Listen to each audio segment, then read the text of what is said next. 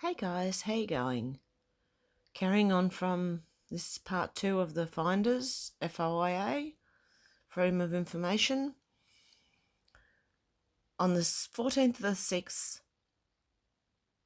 93, the United States Attorney Office for the District of Columbia declined prosecution of this matter, and this case was closed. WMFO contact with the US Customs Service, WDC, indicates that Customs SA blank will not be available for interview until Monday, the 8th of the 11th, 93. WMFO is scheduled to review the MPD file concerning finders on the 4th of the 11th, 93. Investigation continues at WMFO BT. FBI facsimile cover sheet.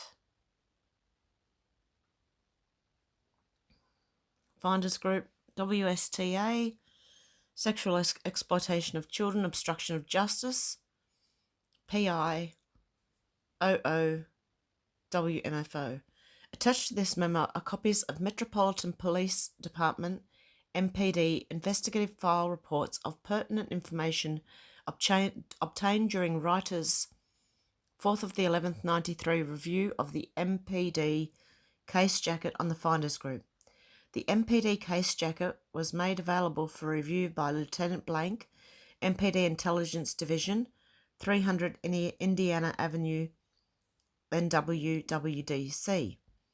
The NPD case jacket did not contain a listing of specific items seized from the 5th of the 2nd to the 6th of the 2nd, 87.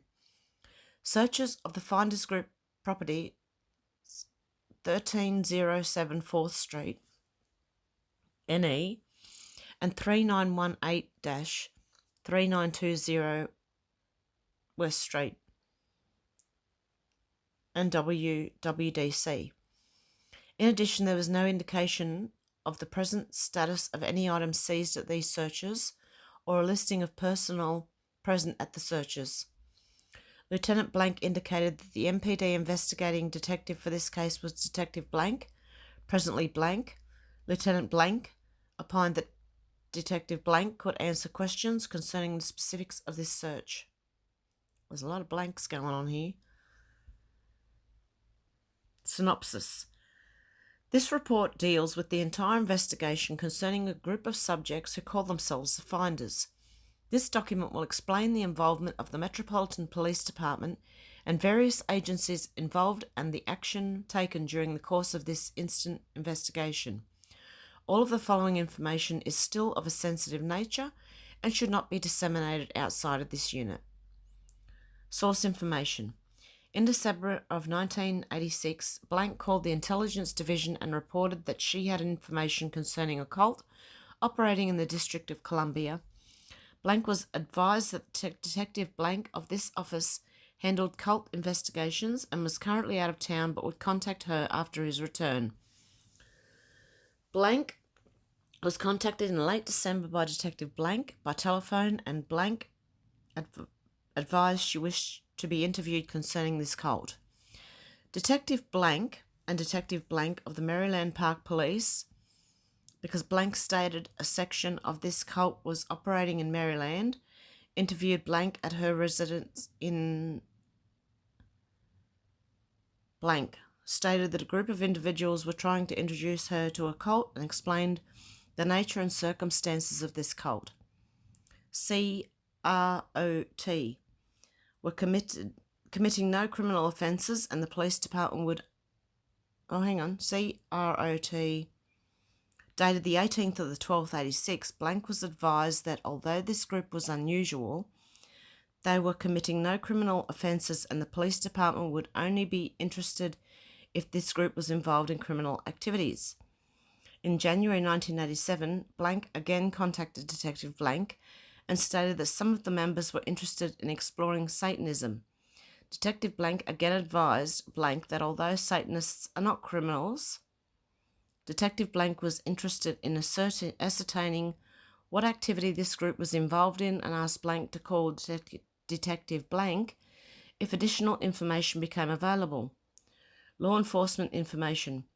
On February the 5th, 1987, Detective Blank received a phone call from the U.S. Customs Service in Tallahassee, Florida. Customs was trying to find out if the Intelligence Division had any information concerning a group of subjects known as the Finders.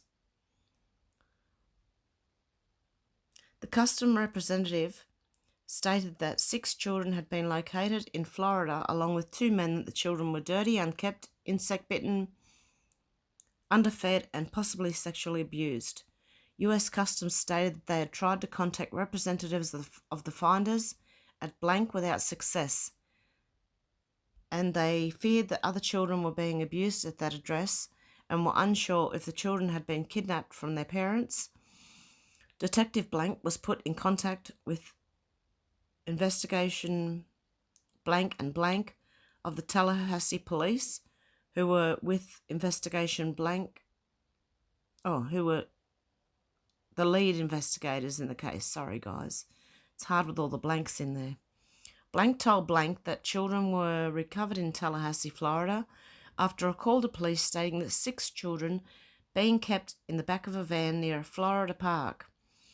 The police responded to that location and determined that children were in fact in poor condition and tried to question the 2 men, identified as Blank, refused to answer questions by the police and were arrested for child neglect. The children then, when interviewed by the Tallahassee police, stated they were en route to a smart school in Mexico and could not give any positive information concerning their parents. Blank stated that the children were all extremely hungry and urinated and defecated on the floor during the interviews. Blank stated that the children also talked about other children in Washington, D.C. and stated they were under the control of the game caller, Blank. Search warrants, based on the information received from the source and from the authorities in the state of Florida, AUSA, Blank authorized a search warrant for the premises of Blank, Washington, D.C. Search warrants were executed for the premises of Blank by members of the MPD, Intelligence Division, on February 5th and 6th, 1987. Although no children were found, large amounts of documents dealing with child rearing and shaping were recovered, along with manuals for master plans and dirty tricks for enemies of the Finders group. All this information was turned over to the Florida authorities for evaluations. And, what was I going to say something? Although no children were found. Yeah, because these guys were caught and they knew it. They probably hid them. Medical reports Blank. Psychological report Blank. Interviews Detective Blank of the MPD, an expert profiler with extensive training with abused children, interviewed both Blank in Tallahassee, Florida, during the week of February the 11th, 1987. Detectives Blank report is attached and made part of this summary. Interviews. 21 former Finders have been interviewed concerning their involvement in the organisation. They stated that the organisation began as an alternative lifestyle in the 1960s, and many of them became disenchanted with the quasi-military order under the direct supervision of Blank. Many of the former members stated that they had feared retribution from the Finders organisation. In the case of Blank, she needed police intervention to stop the harassment of the Finders. In the Blank case, Blank was burned down and remains an open arson. In the Blank case, members of the Finders attempted to infiltrate Blank in the United States.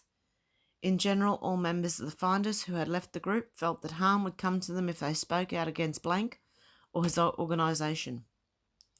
Family members. Detective Blank interviewed all the family members who were willing to talk.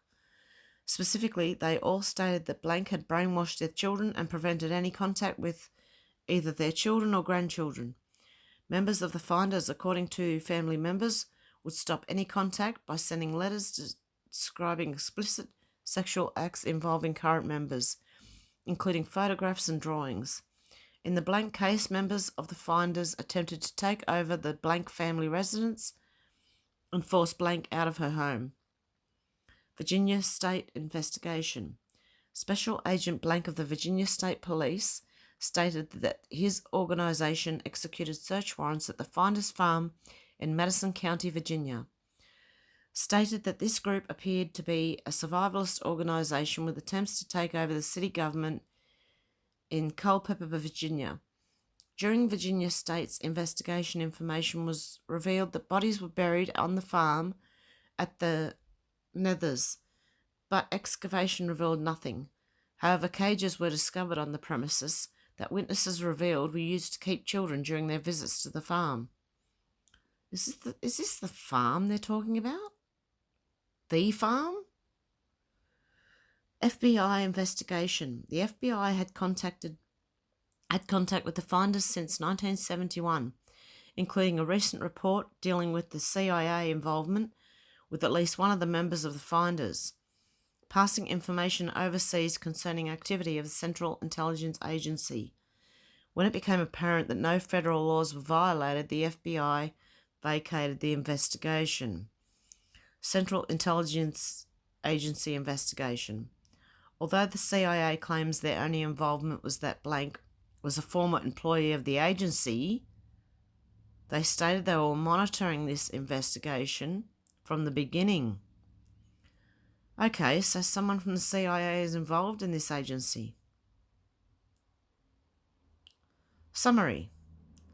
It is the writer's belief that the Finders Organisation is and has been utilised by the Central Intelligence Agency as a disinformation service spreading non-essential, non-critical information to various organisations throughout the United States and overseas.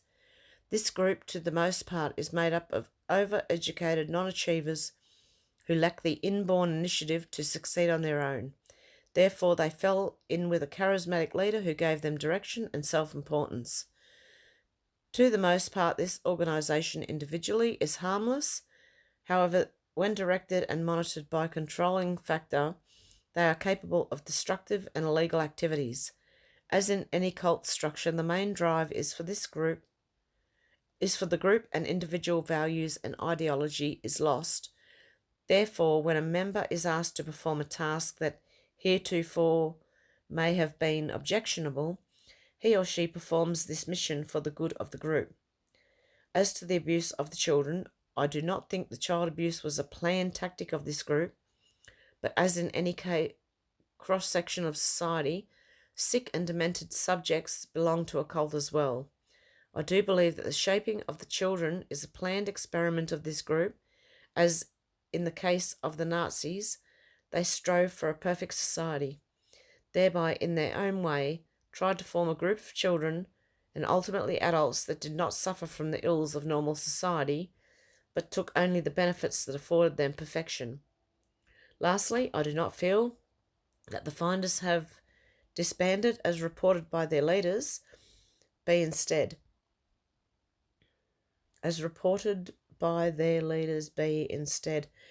reported in their master plan, have appeared to disband to prevent further detection by law enforcement or social service officials. I firmly believe that this group should be monitored in a general sense, and if further developments occur, they should be noted. At approximately 15:30 hours on the 18th of the 2nd, 1987, Detective Blank spoke with S.A. Blank, referenced any contact the members of the finders may have had with the agency. S.A. Blank was guarded but frank in his responses. He confirmed that Blank Isabella, now deceased, was an employee of the agency from 1950 until 1971, maybe? I can't read that. When asked if our investigation was treading on anyone's toes out there, Blank replied, sort of. He acknowledged that they have had someone working on the case since it first broke on the news media. He also stated that the agency is aware that during the period 1969 to 1971, Blank travelled to Moscow, North Korea and North Vietnam. And if you know anything about anything, there's a lot of child trafficking going on over there, guys. SA Blank stated that he would contact Detective Blank on 19th of the 2nd, 87 to arrange to come to this office for further discussion. As of 14:30 hours on the 19th of the 2nd, 87, he has not contacted this office. As a practical matter, what is not being said is as important as what SA Blank has said. Blank acknowledged that we are treading on their toes and they have had someone working on the case since February the 5th when it broke. They apparently have a vested interest in Blank and or the group. They have not contacted any of the investigating agencies while they have been working on this case. They are also aware that Blank travelled to prohibited countries during a period of hostilities that could only have been arranged by them. Finally, he stated that blank. This could explain a lot about the group's funding, which we have been unable to document to this point. Oh, guys, this looks like it's linked to you-know-who. The CA. Blank did not know the person he turned the information over to in Europe was the source of this office and is not aware that the source brought the disc back to this office. Blank eventually transferred the disc in London. Detective Blank then turned the disc over to WPO FBI Counterintelligence Office for analysation. We have not been apprised of the results of the analysis, nor do we expect to be. Regardless of what type of operation they may be engaged in, there will be no justification for the way children have been treated, and the matter will be addressed in the Family Division Superior Court.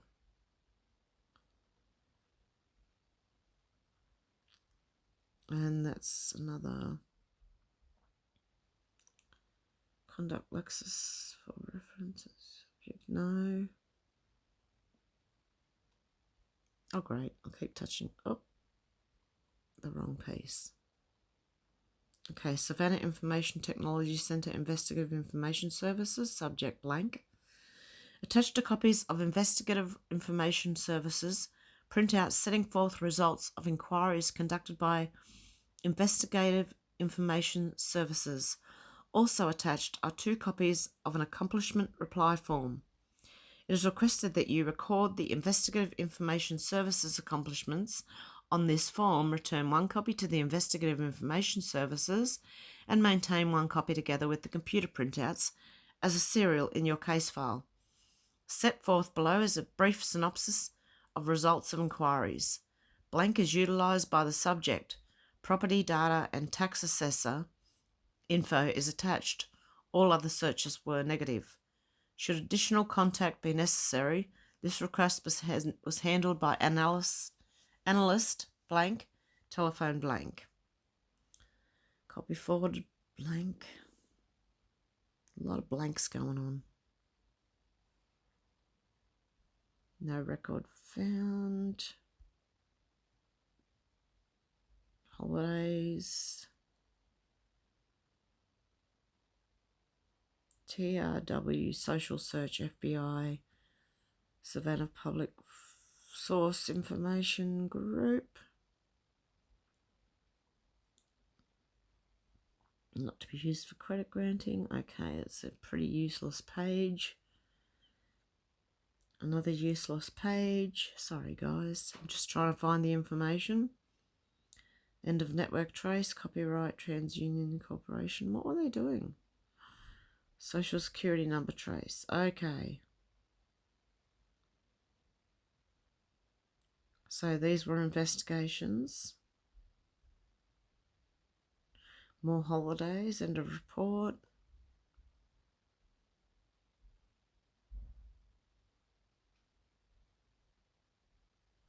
And more blanks and not much really information that I can understand there. I don't know if you guys can, but front footage, depth footage, no record. of any of them. Your search request at this time, this mail, it was requested blank. Number of records found with your request through level 1 printed. LexisNexis. Just more, guys.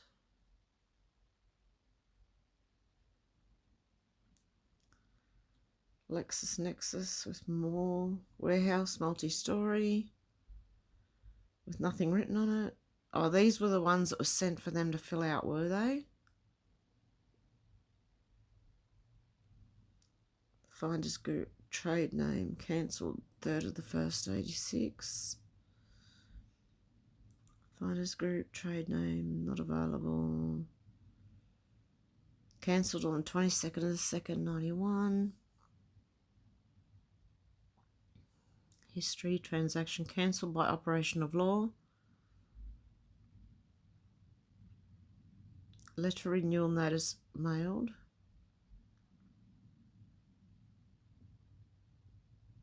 Corporate report mailed. Not available. Corporate report second notice suspended after the 31st of the 1st, 93. Intent to dissolve on the 15th of the 12th, 92. Investigative Information Services. Please complete the following and return. So these are just the forms they've handed to them to return. For information of NCAVC, captioned matter was opened on the 2nd of the 11th, 93 as a result of the Department of Justice request that the FBI conduct a preliminary inquiry into allegations made by blank concerning child sexual abuse as a group known by the finders. Okay, we've read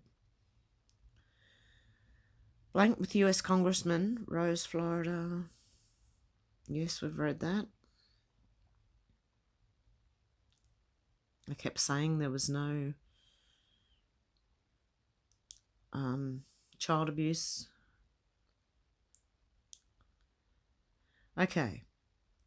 S.A. Blank, the WMFO case agent for the 1987 investigation, advised that this matter was brought up again sometime in 1989 when TV talk show host Blank was purportedly planning to air a special exposing finders as a satanic cult.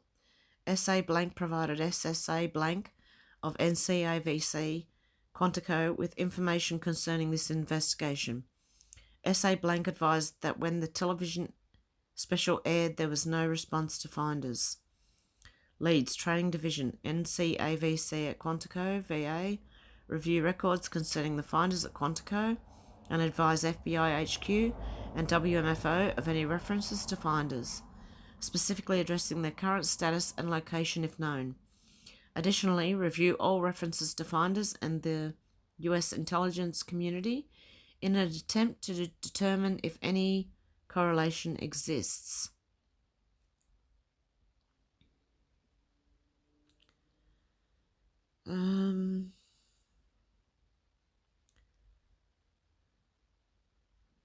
Okay, we've pretty much read what it says there.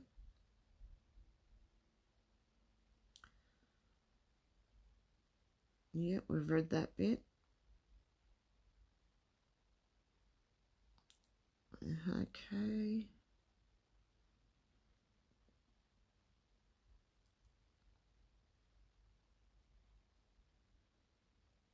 Preliminary inquiry.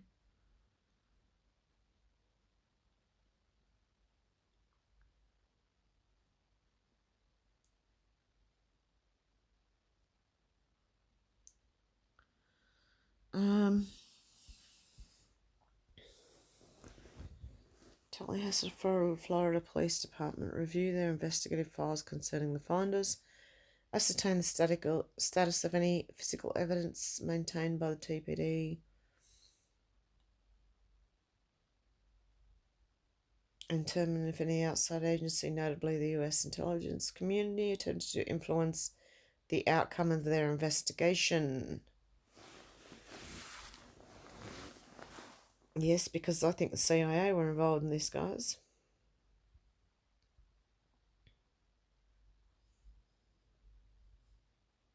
I'm trying to find a bit that I can read that I haven't already read, because it seems to repeat itself quite a bit.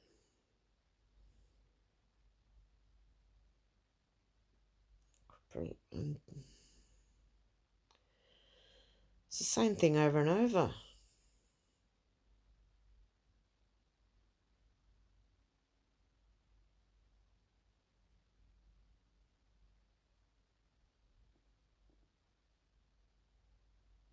Attempted to influence the outcome. Okay. On the 9th of the 11th, 93,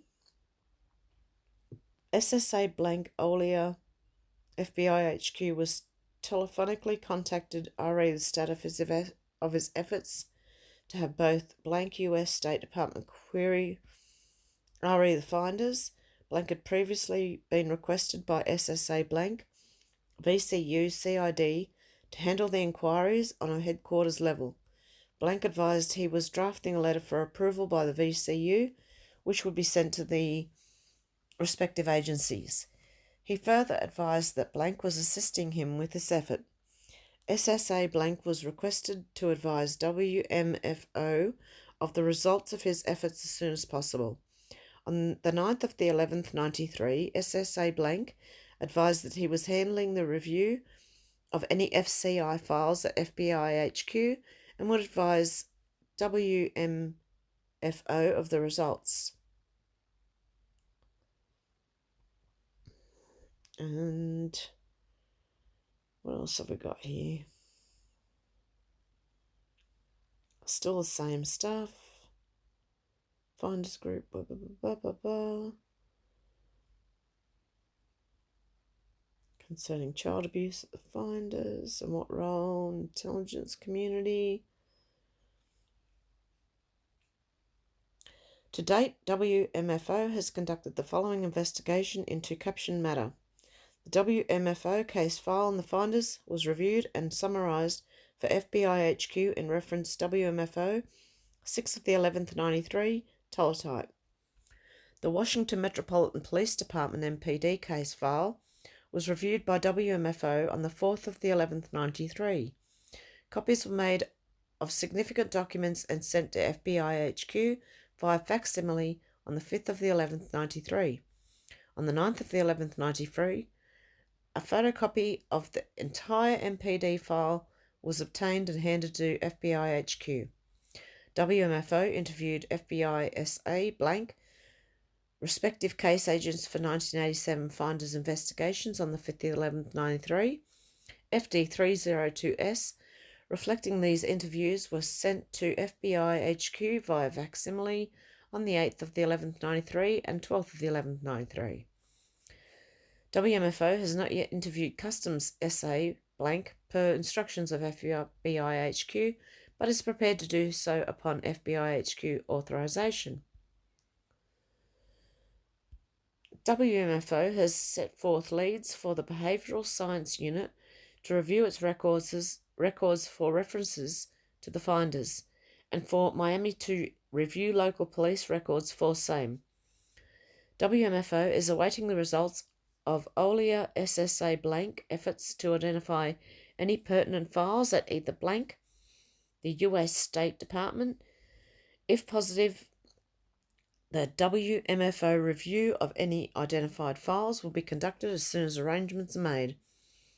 WMFO continues to run indices checks and review files for possible connections to captioned investigation. I've got some weird neighbours, guys. And then there's just all this, which I'm hoping to put the link below because I've got a funny feeling if I try and make it any bigger, it's going to blur. Oh, no, it's not too bad. Okay, guys, I might try and read. Oh, that's a lot to read. Wow.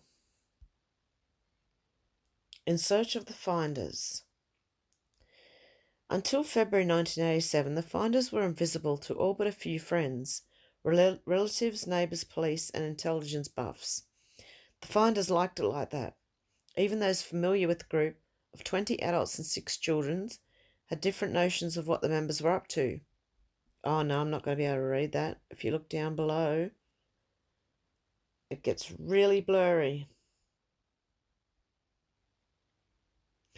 I will try and find the link, guys, and I will put it underneath when I can. Let's see if we can read what we can. The more disparate the images, the more invisible the group became.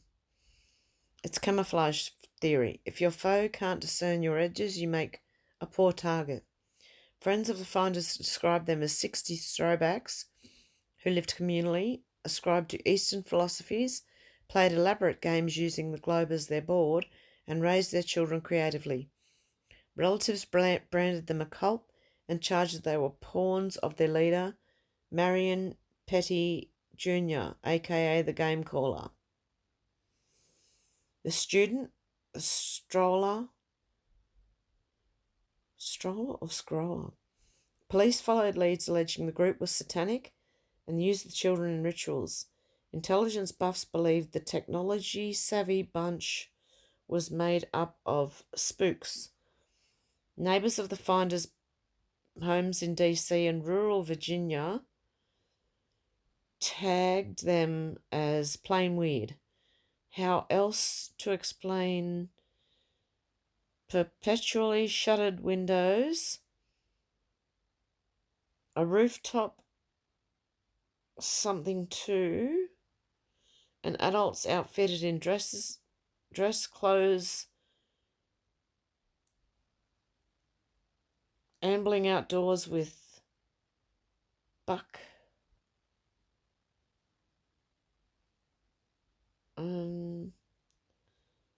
something kids who didn't go to school. These images something in egocentric circles like planets around the sun. Then something Wednesday, February the 4th, 1987, the planets began to collide. What?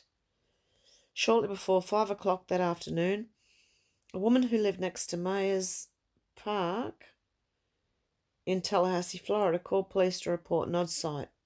A man dressed in a coat and tie playing in the park with 6 unkempt children. When 2 patrol cars arrived at Myers Park, the officers found 2 well-dressed men and 6 kids alongside a foul-smelling blue Dodge van with Virginia plates. The kids between the ages of 2 and 7 were bug-bitten, scratches on their legs, and were wearing dirty clothes. The officer interviewed the men, Michael Holwell, 23, and Douglas Emmerman, 27. The other questioned the children. Had Holwell said Emmerman told the police they were from a DC-based communal group? Had they explained they were on a camping trip? Had they reached in the glove compartment and forked over the letters of consent from the children's mothers? Had they not acted so evasive and weird, they well might have been thanked for their time and left alone. But there were too many what-ifs in the Finders saga, too many chapters that could have been the last one.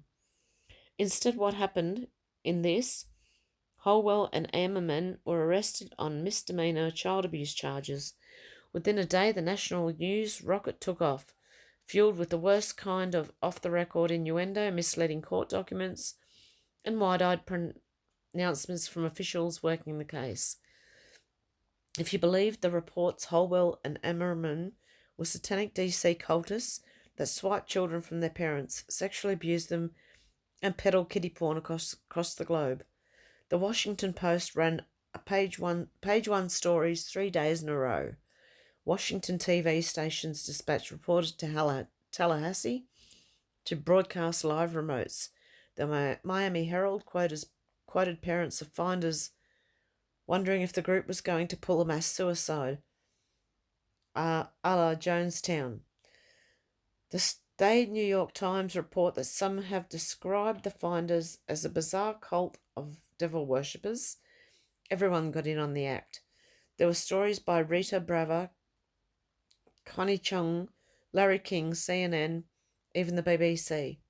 The law pulled out all the stops too. Tallahassee and DC police hooked up with FBI, the US Customs Service, Interpol, and Florida Department of Law Enforcement, an FBI-like unit, and police in Virginia, San Francisco, and New York. Holwell and Emmerman sat in stir at Tallahassee Leon County Jail, and the state of Florida held the children in protective custody. Meanwhile, police raided finders' homes in DC and Virginia, investigating everything from the men's sexual habits to their finances. The only trouble was they hadn't broken any laws. After 6 weeks in jail, the charges against the men were dropped, and though this kept state some of the children from their mothers for months, eventually all of them were returned. A year and a half later, the finders have quietly gone back to their own business, but some questions have yet to fade. How did the case get so whacked out of proportion? Why did it continue week after week? And who are the finders anyway? The Tallahassee Police Department responded to my Freedom of Information Act request by turning over most of their finders' files. Their cooperation was remarkable. The Washington Metropolitan Police Department, on the other hand, which searched 2 DC finders' dwellings, refused to answer any questions for this article. We were not the lead agency, explained spokesman Sergeant Joe Gentile. DC Police also denied my Freedom of Information Act requests and appeals, claiming this case was a juvenile matter and therefore off limits. Ooh.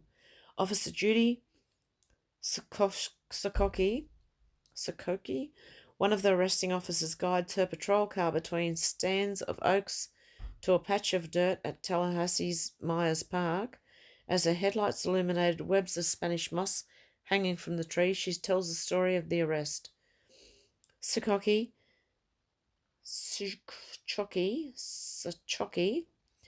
had responded to a code 13P, suspicious persons, and arrived as the backup to the first officer on the scene, Tony Mashburn. Mashburn questioned Holwell and Ammerman.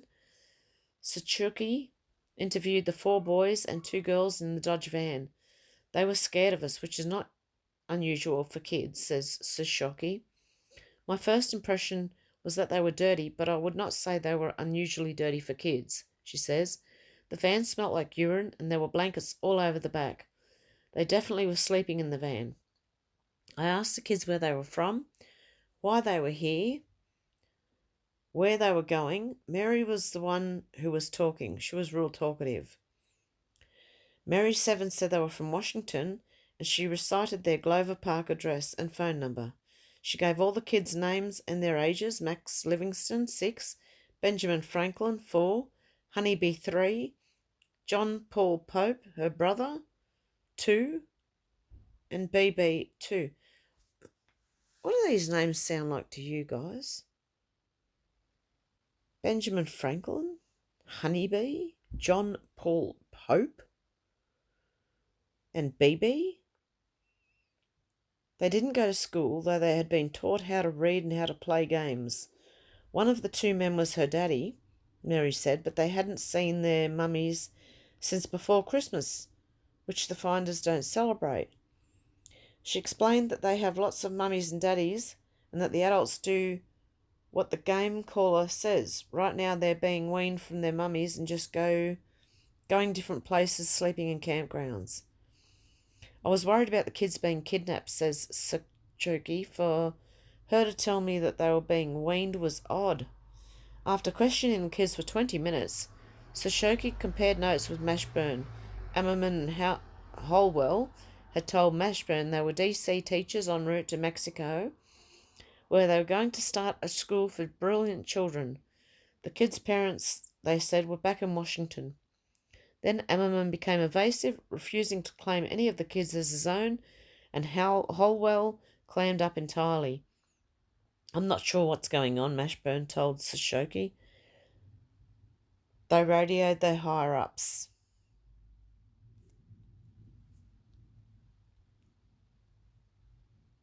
And then that one I don't think I'm going to be able to read. Oh, it's on a bit of an angle. We'll give it a go. Waiting for their supervisor to arrive, Sashoki continued her interview with the kids. The game caller was a big fat man who sat on a pedestal and threw pennies at them, Mary said. Sashoki began to think the kids had been brainwashed. Mary recounted a recent trip to a coin-op laundry. They hadn't put enough soap in the machine and some of the clothes didn't come clean.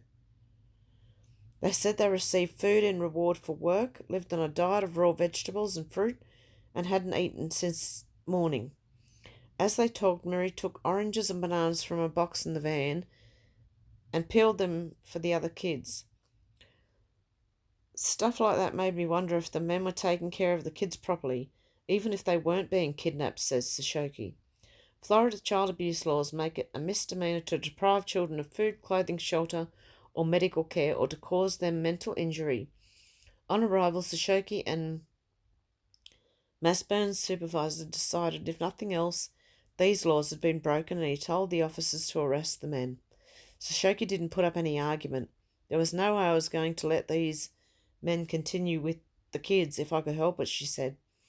Can you imagine how I would have felt if we'd let them go and I learnt that these 6 kids were kidnapped? Think about it if it was your child who was kidnapped. When informed that they were under arrest, Holwell fell to the ground. The guy just did a fake faint, says Sashoki. I've seen it several times. Women are real good at doing it. Usually when a person really faints, you don't bend the knees. This guy did a Scarlett O'Hara thing.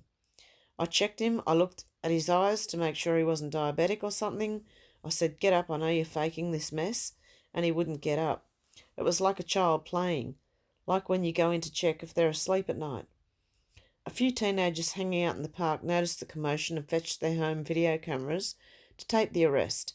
Holwell was hoisted by his limbs, put in a patrol car with Ammerman and driven to the station. Sashoki drove the kids over in the van. Ammerman, who had a valid driver's license, was booked under his name and under his alias Kenny Rogers. Say these names again. Holwell had no ID and was booked as John Doe with aka Michael James Houlihan and James Michael Holwell. The children were extremely hungry when they got to the police department. Officer Mashburn wrote in his 3-page report the children appeared as if they hadn't bathed in several days, and most of them didn't have on any underwear. The children's clothing was extremely filthy, and they had on mismatched socks. Investigator Cheryl Wiegand of the Sex, Crime and Juvenile Unit, Miranda ED, Holwell and Ammerman in a holding cell and attempted to interview them. Instead of answering Wiegand's questions, Ammerman asked about the charges while Holwell laid on the cell's floor with his eyes shut tight, jerking his body. Holwell was doing the frog, said Wiegand, who was appointed the case lead investigator. If they had said who they were, given us a number where we could have contacted the mothers, I'm not saying the situation wouldn't have concerned us. It might still have been a little hard for us to understand, but it would have lifted a large cloud. Wiegand says, we had 6 children, we didn't know who their mothers were. Wiegand ushered the kids, through the second of the many interviews they would endure. Mary said the game caller's name was Marion Peddle. She said he forbade the children from entering the Glover Park house and that he lived on the roof. While on the road, she explained they wrote to Petty on a modern equipped computer, a TRS-80 laptop, and then he would tell them what to do. I don't understand, Investigator Wiggins said. Mary told her they were different. Different indeed. One of the boys peed on the rug in Wiggins' office. Other kids soiled their pants. 6-year-old Max Livingston, she noted, had a poor understanding of time. He didn't seem to recognise a stapler, a typewriter, and other common office objects. Wiegand led the kids back to the van to get some food, and one of the 2-year-olds ate 8 bananas and a carrot. These children were not properly taken care of, says Wiegand, who hails from New York. Being a police officer is very much a learned behaviour. You see one incident and say, what if? We see hundreds and hundreds and we learn what is reasonable for a parent to do and what is not reasonable. Wiegand spoke with one of the girls about sexual abuse. She became very evasive, Wiegand wrote in her report. She denied any bad touches or any inappropriate behaviour by the adults. She became very fidgety and wanted to end the interview. Later, 2 of the kids described a game in which they ripped off an adult's clothes. Apparently, the kids only tore off a man's jacket and then rummaged through his pockets for change. They told Wiegand about another game where women walked around naked. Both children felt that this was very funny, wrote Wiegand, and went along with the concept of it being a game. The police fingerprinted the children and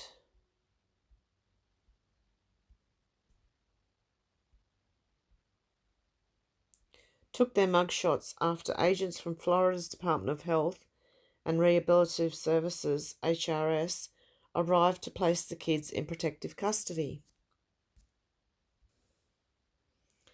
Investigator Wiegand phoned the DC Metropolitan Police Department and explained the situation, giving them the Glover Park phone number and address Mary had memorised.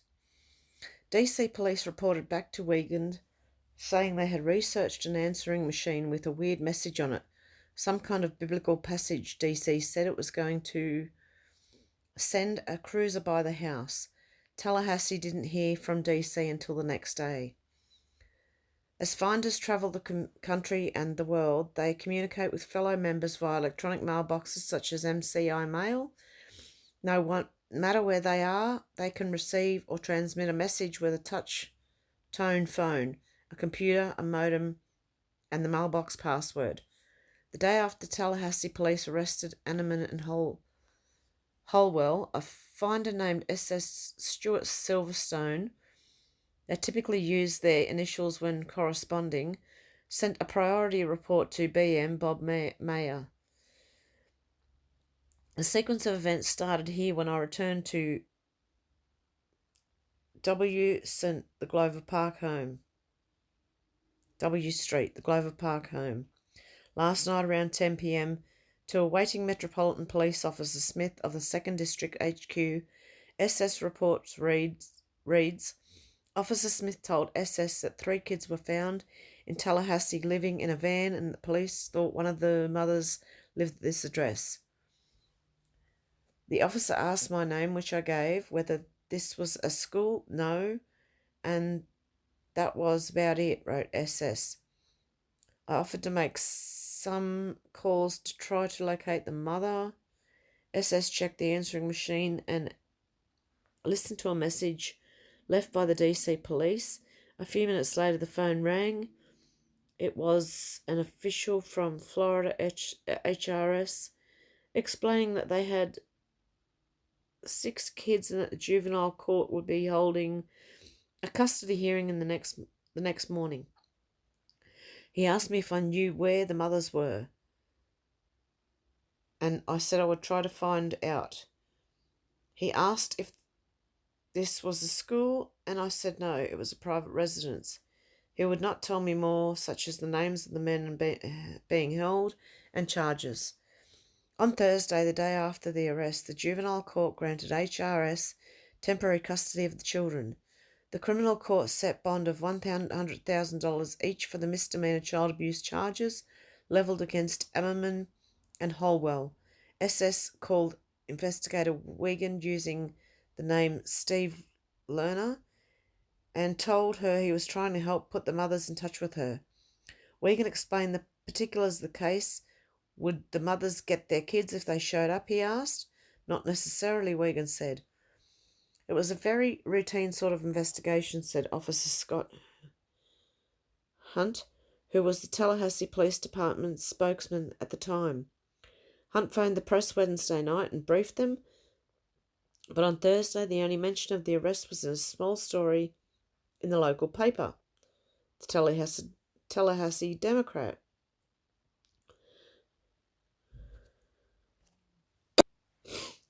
Child abuse cases were not that unusual, says Hunt. That changed before the close of Thursday when DC police realised Ammerman and Holwell were members of the Finders. Their DC police response was, "Holy shit, we've been looking at these freaks," says Hunt. Tallahassee investigator Cheryl Wiegand spoke to Detective Jim Bradley of the Washington Metropolitan Police Intelligence Unit that day. In her report, she wrote, "He asked this investigator if I thought there was a possibility that there may be more children at either of the locations, the Glover Park home the woman and children reside in, or in a northeast warehouse the men called home." This investigator stated that may be true, but I did not have any specific child that I knew of there. He stated he was going to get search warrants on both locations and try to serve them later this date. Detective Bradley filed an affidavit for the search warrants at the U.S. District Court for the District of Columbia on Thursday afternoon, explaining that he was looking for evidence of kidnapping, a federal crime, or any related offences described in the affidavit. Prior to February the 5th, 1987, your affidavit Detective James E. Bradley, Jr. received information from a confidential source of information, wrote Bradley.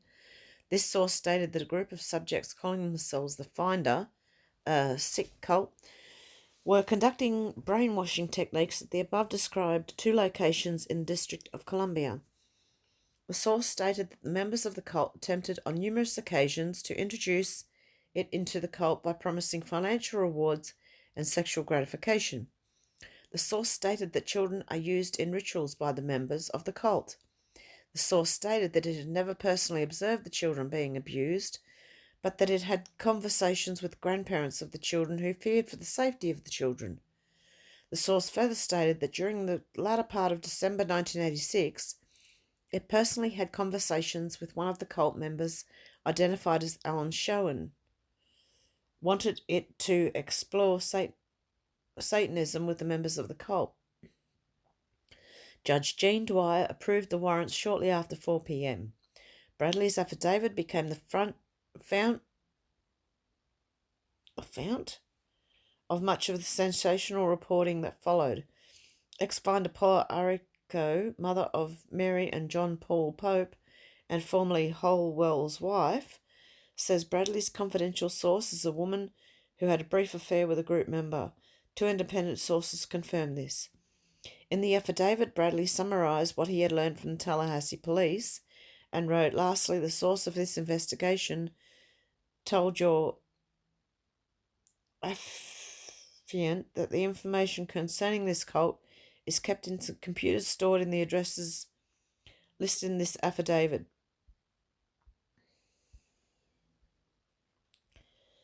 In what appears to be an addendum, Bradley added this singer in slightly larger type. On December the 15th, 1986, Detective Bradley responded to the area of Glover Park in the rear of 3900 block of W Street, NW. Detective Bradley observed a clearing approximately 70 yards behind the house and several stumps surrounding the open area. Several round stones had been gathered near the circle. This practice is sometimes used in satanic rituals and evidence that several persons had gathered in the clearing recently. The rear of the residence is covered from the alley by heavy bamboo growth, save a small entrance to the rear yard. In the rear yard was a very small, very ornate gravestone popped up against the support pillar for the porch. Like other members of the Metropolitan Police, Detective Bradley did not return phone calls and did not reply to a written request for an interview. To a school of journalists circling a story, an affidavit like this one, packed with sex, child abuse, and the occult and cultism, is fresh blood. Affidavits are court documents, and journalists can quote from them without fearing a libel suit. Whether the police have their facts straight doesn't matter. An affidavit tells the journalist what the police think they know. If that wasn't enough to churn the waters, sexual abuse got tossed in. An HRS caseworker told investigator Wiegand at least one other Tallahassee officer that 2 of the children were confirmed cases of sexual abuse, even though the physician who conducted sex exams on the children for HRS had not confirmed sexual abuse. The doctor's dictation, transcribed the day after the exam, cautiously described possible sexual abuse of 1 boy and 1 girl. This is distinctly abnormal hymenal pattern compatible with either digital or attempted penile penetration, he said of the girl. The absence of superficial abrasions revealed by toluidine blue would argue against any recent trauma. So the last 3 to 5 days. Of the boy, he stated, this degree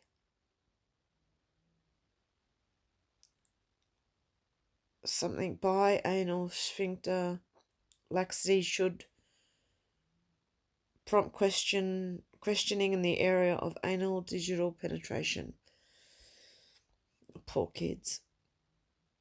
Sodomy, although it's not diagnostic of either. Thursday evening DC news stations broadcast their first finder stories, and Friday's Washington Post ran a small story in Metro. On Friday, Wiegand, another Tallahassee investigator, and an FBI agent tried to interview the men at Leon County Jail, where they were kept in isolation. To the investigators' surprise, when they arrived at the jail, they bumped into Doug Ammerman's brother, David. David told the officers Doug had visited their parents in Gainesville a few weeks before the arrest, with a boy he claimed was his. Doug Ammerman had told his parents he was heading for Miami. Though David had said he hadn't seen his brother in 3 or 4 years, the year before he had written Doug a letter. David showed the investigators the reply.